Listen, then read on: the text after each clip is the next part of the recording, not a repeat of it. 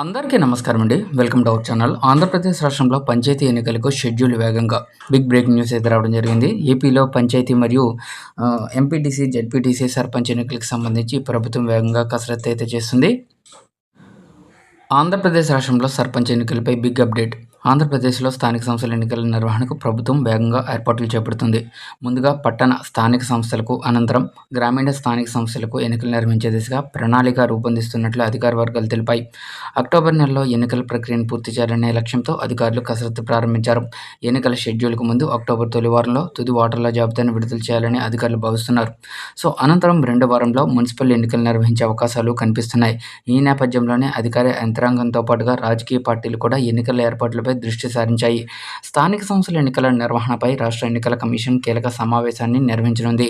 ఈ నెల 6న రాష్ట్ర ఎన్నికల కమిషనర్ అనిల్ చంద్ర పునేర ఆధ్వర్యంలో జరిగే సమావేశంలో వార్డుల విభజన, కోర్టుల్లో పెండింగ్లో ఉన్న కేసులు, ఎన్నికల నిర్వహణకు సంబంధించిన పరిపాలన అంశాలు, ఇతర ఏర్పాట్లపై సమీక్ష జరగబోతుంది.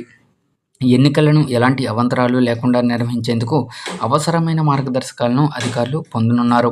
ప్రస్తుత ప్రణాళిక ప్రకారంగా ముందుగా మున్సిపల్ ఎన్నికలు, ఆ తర్వాత ఎంపీటీసీ, జెడ్పీటీసీ ఎన్నికలు, చివరగా సర్పంచ్ ఎన్నికలు నిర్వహించే అవకాశం ఉంది.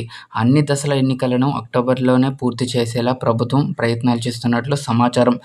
స్థానిక సంస్థల పదవీకాలం ఇప్పటికే ముగియడంతో ఎన్నికల నిర్వహణపై ప్రభుత్వం దృష్టి కేంద్రీకరించింది. గ్రామ పంచాయతీల సర్పంచుల పదవీకాలం ఈ ఏడాది ఏప్రిల్లో ముగియగా పురపాలక సంఘాల పాలకవర్గాల గడువు మార్చిలో పూర్తయింది. దీంతో కొత్త ప్రజాప్రతినిధుల ఎన్నికలకు మార్గం సుగమమైంది.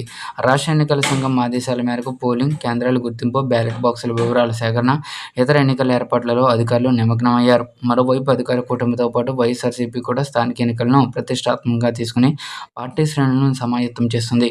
నేతలు, కార్యకర్తలతో సమావేశాలు నిర్వహిస్తూ వ్యూహాలను ఖరారు చేసే పనిలో రాజకీయ పార్టీలు బిజీగా ఉన్నాయి.